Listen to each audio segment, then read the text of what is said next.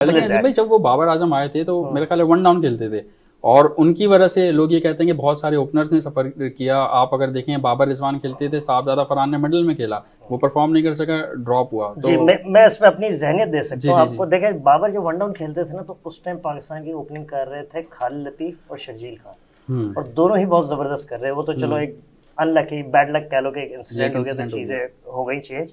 बाबर आजम जब से ओपनर आया, मुझे उसके आधे भी 50 दिखा दे, किसी के आधे छोड़े 100 भी दिखा दे, ठीक है। पहली बात तो ये है।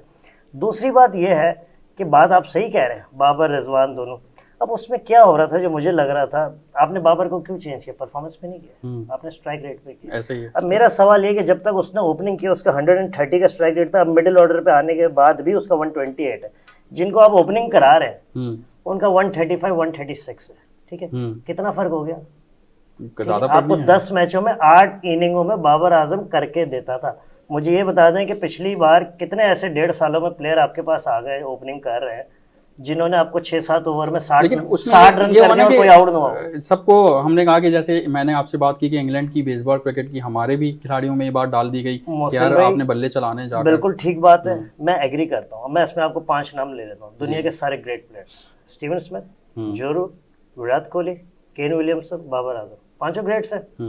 पांचों T20 टीम से निकाले गए, ठीक है। लेकिन फिर वक्त किया अब मेरी बात सुने इसमें। अब स्टीवन स्मिथ की टीम के टॉप 5 बैट्समैन उठाएं, सबका स्ट्राइक रेट आपको 150 160 का दिखेगा।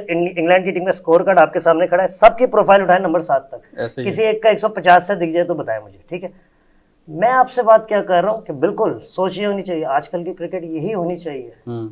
बट आपके पूरे मुल्क में हाई स्ट्राइक रेट 136 है साहिबजादा फरहान का, ऐसे ही है। और आप बाबर आजम पे तनकीद कर रहे हो जो 10 में से 8 मैचों में आपको परफॉर्म करके दे रहा था। तो आप समझते हैं कि अगर कल का मैच होता है, कल का भी मैच होता है, बाबर आजम ने खेलना तो ओपनिंग करनी चाहिए, ओपनर या बाहर, ओपनर या बाहर, सिंपल। बाबर पे तनकीद होती है ना, असल में मसला पता है क्या? बाबर का टीम में, बोर्ड में ना तो कोई सुसर है ना तो कोई चाचा है जो उसको डिफेंड करे।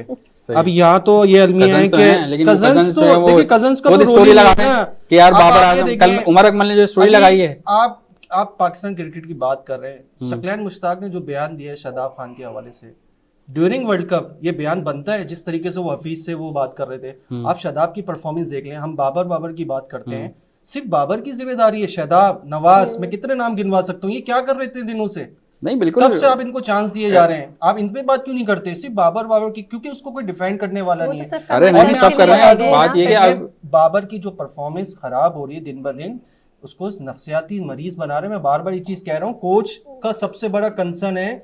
आप ये देखें कि आप उसको नंबर दें। सलमान अली आगा की मैं बार बार बात कर रहा हूँ, सलमान अली आगा कैप्टन तो दूर की बात है, टीम में ही वो T20 की टीम में ही नहीं सही है। सलमान अली आगा की T20 टीम में ही जगह नहीं बनती है। डिबेट हो रही है बाबर आजम के हवाले से और हमारे जो गेस्ट हैं वो इसमें भरपूर तरीके से हिस्सा ले रहे हैं। वक्त